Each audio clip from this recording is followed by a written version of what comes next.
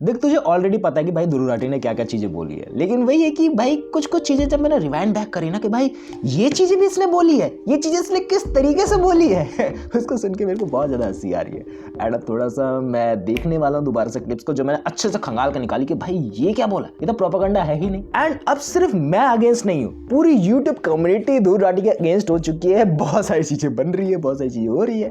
चल देखते आज क्या होता है। ऐसा प्रधानमंत्री आएगा जो सही में लोगों की फिक्र करता हो, तब हम असली भवंडर करेंगे, तब होगी असली रिवेंज। ये ऑलरेडी नो दैट्स बवंडर वाला सीन कि भाई वो जो पूरा चीज़ होता है ना, तुझे पता है लास्ट में वो मोदी जी का नाम लगा के बोल दिया जाता है कि भाई ये प्रोपेगेंडा है, ये पूरी मूवी उसके अगेंस्ट ही बनाई गई है। तो उसको पता है, इसको बताने की जरूरत नहीं है। भाई ध्रुव राठी ने एज अ स्टार्टिंग पॉइंट में हुक रख दिया ना कि मोदी जी के अगेंस्ट वीडियो बन जाएगी एंड जो अपना जो पॉलिटिकल इशू है उसको दबा भी देंगे। एंड ध्रुव भाई बहुत ज़्यादा समझदार है, भाई ध्रुव इतना ज़्यादा समझदार है, उसको पता था पॉइंट कैसे ऐड ऑन होगा एंड लोग कैसे ट्रिगर आउट होंगे, डेफिनेटली उसको पता था। बट इतना ज़्यादा हेट मिलने लगेगा, कहीं बैकएंड में सोचा तो होगा उसने। एंड अब मिल रहा है तो कमेंट्स लिमिटेड कर दिया, जो मैंने देखा है, तूने भी देखा होगा जाके भाई अलग ही लग रहा हो भाई देख, अगर मेरे को मेरी बात पर भरोसा नहीं था तो मुझे वीडियो नहीं बनानी थी, जो मुझे लगता है, या फिर मुझे बात पर भरोसा था तो सारे कमेंट्स रखने थे ऑन, या फिर मुझे लगा कि एक पॉइंट पे आके भाई मैंने गलत बोल दिया है, डिलीट द वीडियो एंड दोबारा से एक न्यू वीडियो बनानी अपने अपोलाइज में। कैसी लगी मेरी इमेजिनरी फिल्म दोस्तों? आप में से कुछ लोग कहोगे ये किस प्रकार का बेहुदा सड़ा हुआ प्रोपेगेंडा है। Not that thing, you also know कि भाई क्या चीज है क्या नहीं। प्रॉब्लम तो मुझे इस पॉलिटिकल प्रोपेगेंडा से है। सेम चीज तो मुझे ध्रुव भाई से भी कहनी थी कि भाई क्या ये धुरंधर फिल्म के डायरेक्टर आदित्य धर ने कुछ इसी तरीके का झूठा और वाहियात प्रोपेगेंडा फैलाने की कोशिश करी अपनी फिल्म के जरिए। झूठा और खराब प्रोपेगेंडा फैलाने की कोशिश करी गई।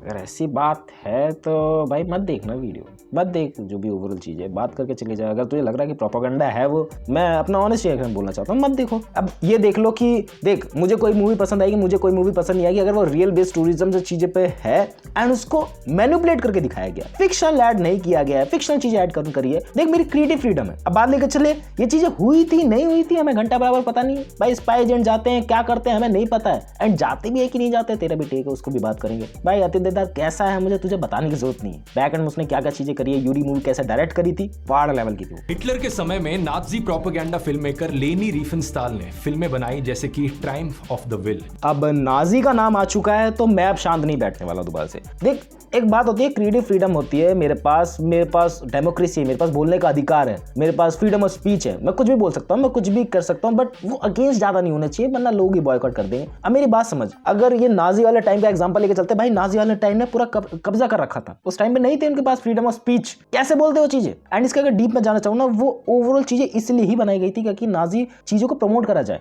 मोदी मीडिया ऐसे करती है, एंड अगर मोदी मीडिया को करना होता ना, मैं ऐसा एग्जांपल लेके चलता हूँ, भाई उनके नेता लोग खुद ही इस चीज को सपोर्ट करते हैं। मेरे को तो नहीं दिखा कोई भी नेता वगैरह इसको सपोर्ट करते हो। पूरी एंटायर मूवी में कहीं पर भी इस चीज का रेफरेंस लेते हो कि भाई इस टाइम किसकी सरकार थी किसकी सरकार नहीं थी, मुझे तो कहीं भी रेफरेंस नहीं दिखा। तुझे दिखा तो बताइए भाई, मेरे को टाइम बताइए, मेरे को बताइए कौन सा इंसिडेंट हुआ होगा। तो द ताज स्टोरी और बंगाल फाइल्स जैसी फिल्में इतनी खतरनाक साबित नहीं हुई क्योंकि वो बकवास फिल्में थी, लेकिन धुरंधर एक एंगेजिंग फिल्म है। चलो ये तो एक्सेप्ट किया कि भाई ये एंगेजिंग फिल्म है। ताज जो भी मूवी आई थी ना जिसके अंदर परेश रावल थे, उस वाली मूवी का इतना बड़ा प्रोपेगेंडा है, रियली में वो प्रोपेगेंडा है। मैं बोलना चाहूँ ना कि भाई पीछे से उनको सपोर्ट मिला है मोदी मीडिया की तरफ से, एंड बहुत सारे पॉलिटिशियन ने मिलकर उसके ऊपर कंट्रीब्यूशन दिया है। इसके डीप में नहीं जाना चाहूंगा, इस बात से मैं एग्री करता हूँ। लेकिन द बंगाल फाइल्स का नाम आया इसमें, एंड बंगाल फाइल्स तुम लोगों को नहीं पता भाई, फाड़ थी बंगाल फाइल्स, रियल में फाड़ थी भाई। मैंने उसको देखा, उसके रियल बेस्ड इंसिडेंट्स को मैंने ट्राई आउट करा, एंड फिक्शनल थोड़ा सा ऐड करा गया उसमें, वो टॉप नॉच थी as a movie point of view से बात लेकर चले तो। लेकिन बात लेकर चले धुरंधर एंगेजिंग फिल्म थी एंड वो अच्छे तरीके से प्रमोट कर पाती उस चीज को।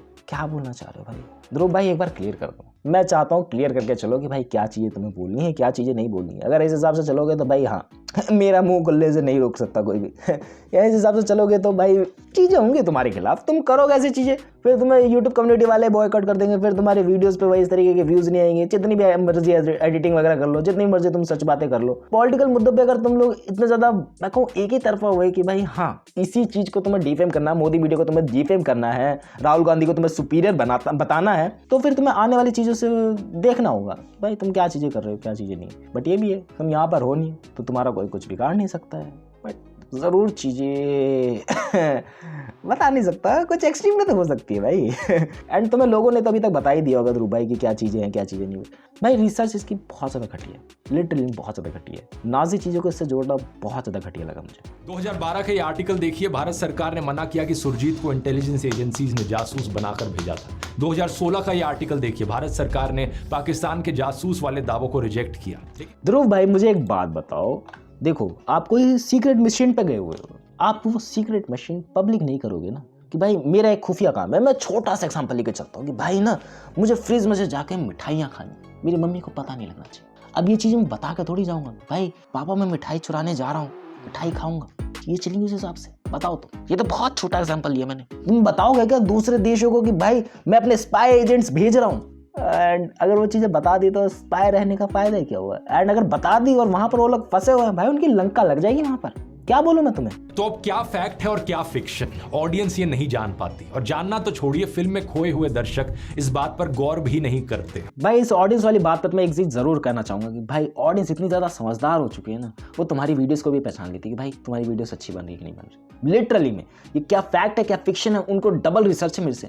मैं ऐसा सोच के चलता हूँ ना कि भाई मेरे को ही ज्यादा रिसर्च रहती है मूवीज वगैरह के बारे में। मेरे साथ ऐसे लोग कनेक्टेड है जिनको मूवीज बराबर में मतलब उतने ज्यादा इंगेजिंग नहीं, उतने ज्यादा वो थॉट्स नहीं रखते, लेकिन उनको पता भाई दाऊद का राइट हैंड कौन था, दाऊद ने क्या चीजें बैक एंड करी थी, ऐसे कौन सी और से पॉलिटिकल मूवी बनी है, उनके क्या ओपिनियन है। उनके ओपिनियन से मैं एग्री करता हूँ कि भाई तुम्हें इतनी सारी चीजें कैसे पता है, एंड वो मूवीज वगैरह से कनेक्टेड भी नहीं है। They are the general audience. कैसे तुम लोग कह सकते हो कि भाई तुम्हें फैक्ट और फिक्शन के बीच में कुछ चीजें पता नहीं है, एंड पता नहीं है तो वो तुम चोमू लोग हो। मैं ऐसे नहीं बोल रहा कि भाई किसी को पता ना होना ये गुनाह सा है, लेकिन नॉर्मल जनता को पता होने लगी है चीजें। भाई क्या चीजें करी थी पाकिस्तान ने उस टाइम पे, एंड इसके बाद मुझे मीम मिलती है कि भाई ये क्या है, ये क्यों मैंने मीम इंक्लूड करी है, मुझे खुद को नहीं पता है।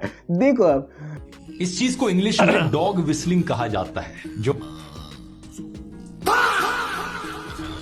सीटी हम कुत्तों के लिए इस्तेमाल करते हैं, वो आमतौर पर इंसानों को सुनाई नहीं देती। इसी तरीके से भाई देखो मेरा इंटेंशन किसी को भी बुरा दिखाना नहीं है, मैं ऑनेस्टली बोलना चाहूँ, मैं वैसा बंदा हूँ कि मैं सबको साथ में लेके चलने वाला बंदा हूँ। तो मेरा इंटेंशन ये नहीं कि भाई तुम बुरे हो, तुम ये हो। जो लोग ऑडियंस बोलते हैं ना मीम कल्चर में, that was a worst thing. But हाँ वो हंसी इस बात पे आई कि भाई हाँ लोग बोल रहे हैं एंड आपने भी इंक्लूड करा, आपको पता जानबूझ के आपने इंक्लूड करा, उस चीज पे हंसी है। मैं आपको डिफेम नहीं कर रहा हूँ, मैं आपके थॉट्स को डिफेम कर रहा हूँ। लेकिन सोच कर देखो, अगर कोई फिल्म डायरेक्टर पूरी की पूरी फिल्म इस चीज पर बना दे, इंस्पायर्ड बाय ट्रू इवेंट्स, और फिर डायलॉग डाला जाए फिल्म में कि ये सरकार देशभक्त नहीं है, तो आपको कैसा लगेगा? भाई पूरी फिल्म में ये वाला डायलॉग था क्या?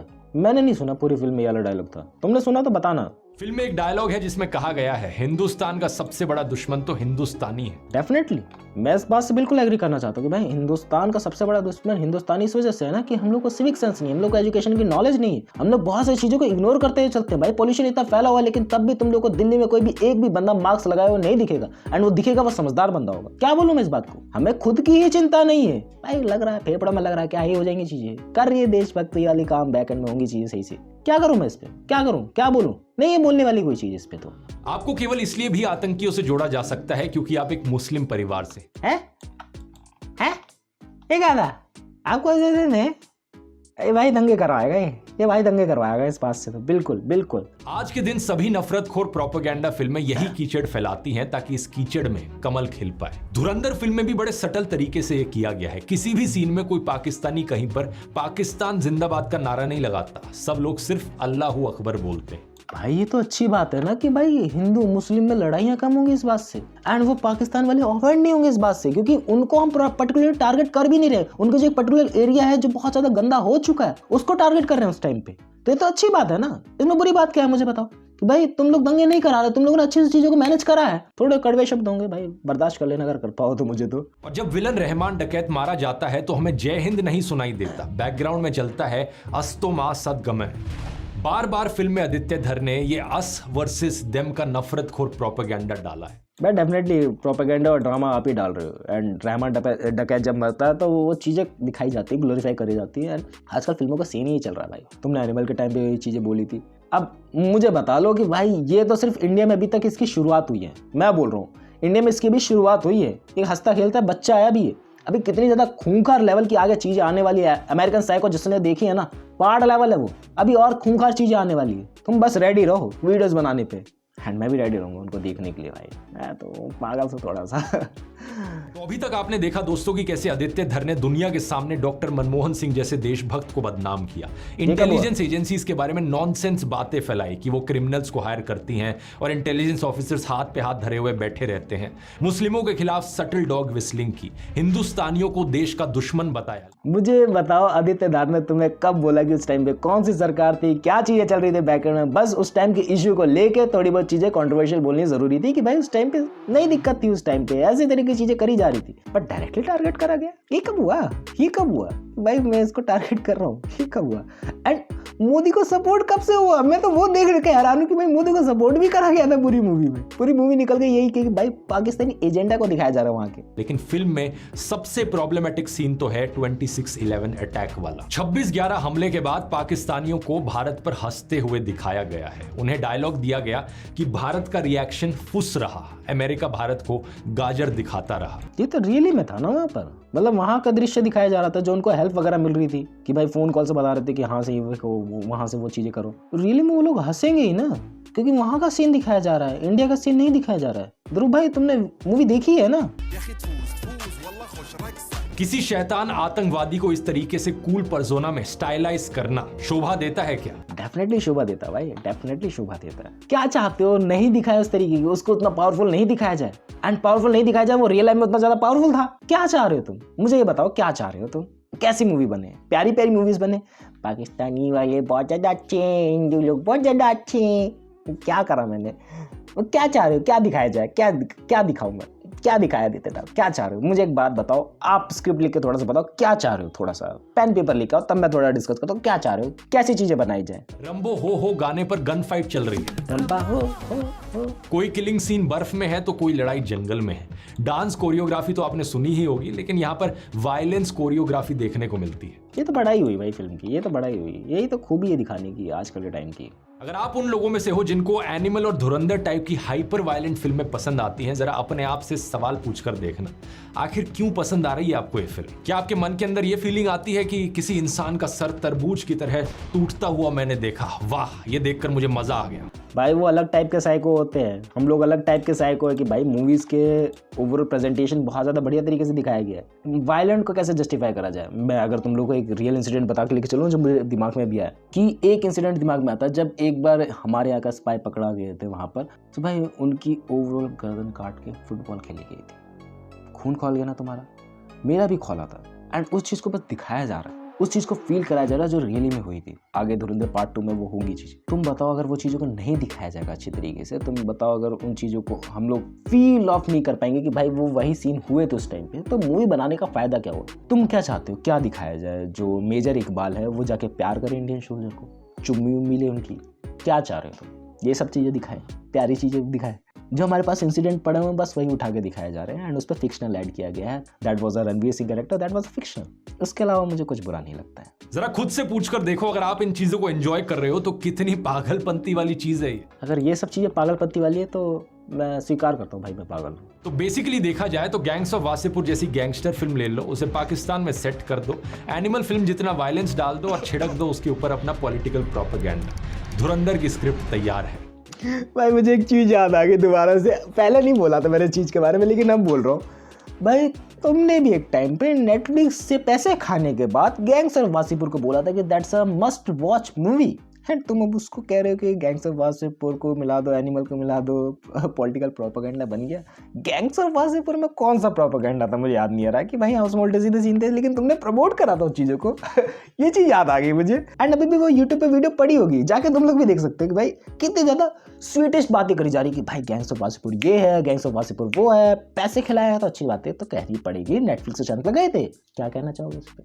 एंड हाँ, आपकी बार मैं थोड़ा सा अगेंस्ट तो हूँ, थोड़ा सा अगेंस्ट क्या, मैं पूरा ही अगेंस्ट हूँ कि भाई ये क्या चीज़ें बना दी है। तुमने मूवी देखी नहीं है, तुम्हें पता नहीं क्या चीज़ें चल रही है। तुम लोगों को पता है कि अगर मैं, सब लोग इसके फेवर में बोल रहे हैं ना, अगर मैं इसके नेगेटिव पॉइंट निकाल के बोलूँ इस तरीके से, एंड ये नाजी वाला प्रोपेगेंडा जोड़ दूँ, मोदी वाला प्रोपेगेंडा जोड़ दूँ, तो इस पर व्यूज़ दबा के आएंगे। As that point of view ये यूट्यूब वीडियो बनी है, जितना मुझे लगता है।